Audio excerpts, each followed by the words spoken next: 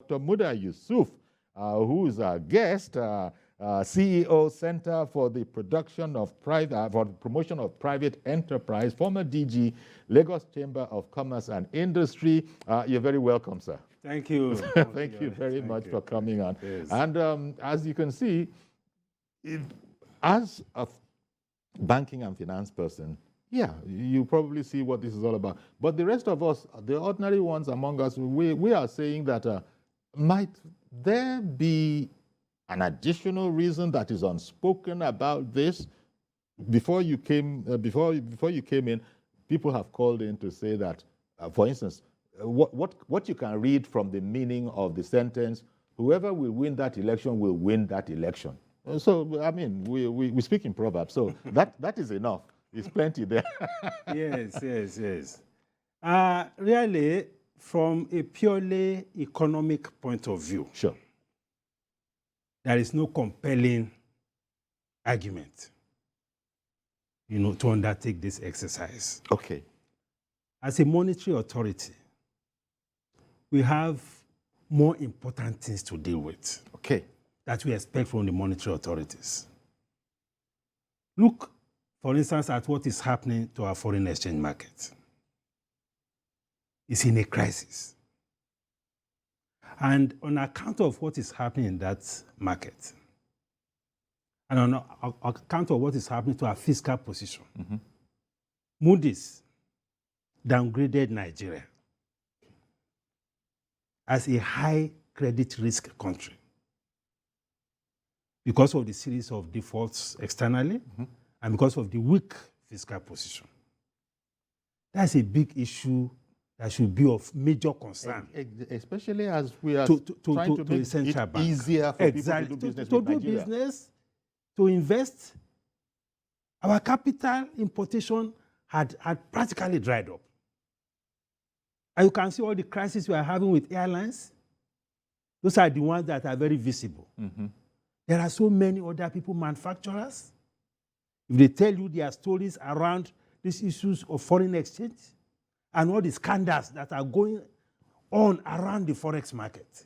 All of that, those are fundamental issues. And look at even the exchange rate depreciation. I've heard people say this is not a dollar, but the dollar has a lot of implications for inflation. Look at what the inflationary situation has been. Even though the data is telling us 20.52% or something, effective inflation, if you talk to people on the street, it's more than 50%. It feels like that. It feels it's so bad. And then complication, for political complication, if I can call it that, the Minister of Finance, no less, saying that she's not aware of this whole operation and that she was not consulted.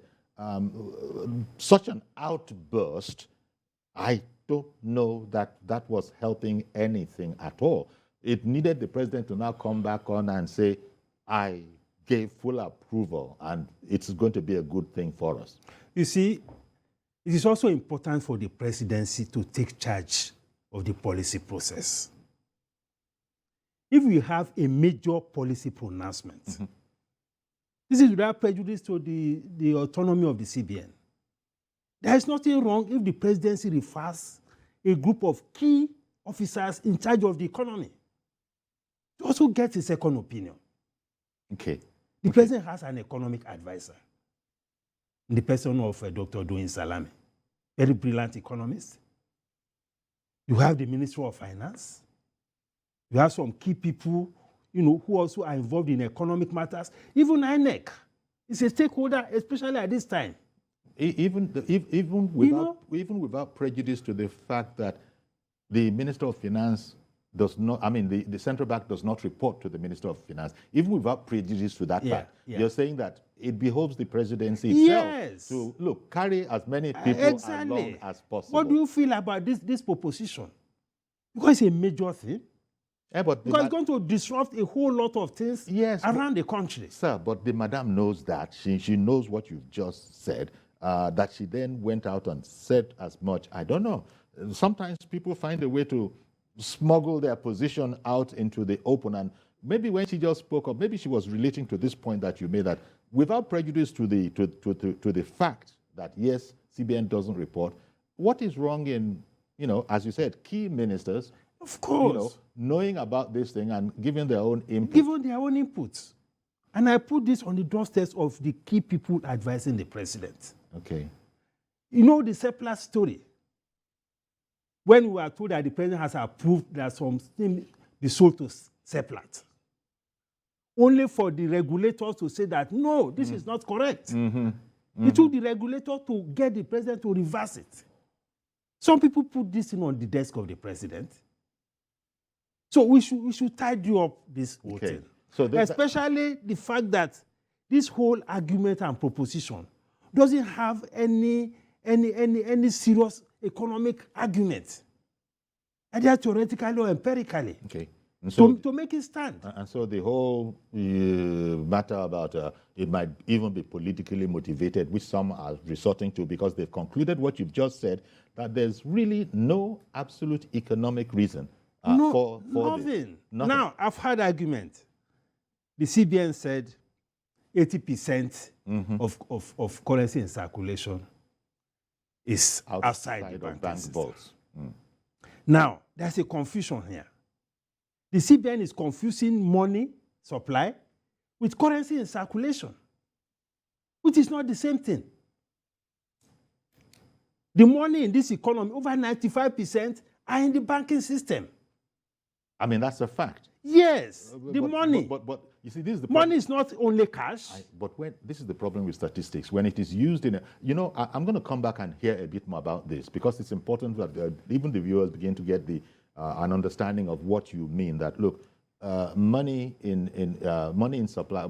How did you money supply is not the same. It's not the same thing as money in circulation. Okay, we're going to come back and hear a bit more about this. Stay with us, please. I've got to do a quick break. And then we'll be right back. The same thing with our viewers that have been calling in. You're going to be able to call in now that Dr. Muda Yusuf is here to guide us in what indeed are the strict economic implications of all of this. He's told us none, as a matter of fact, but till then.